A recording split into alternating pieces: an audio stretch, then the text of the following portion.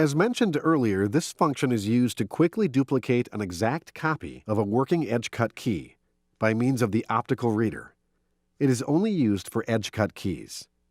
Note: if the working key shows excess wear and you use this function, you will create a copy of a worn key.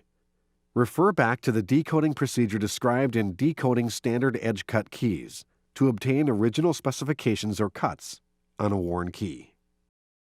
Select Copy by Original to start the process. On the left of the screen, select the clamp for reading and cutting the key.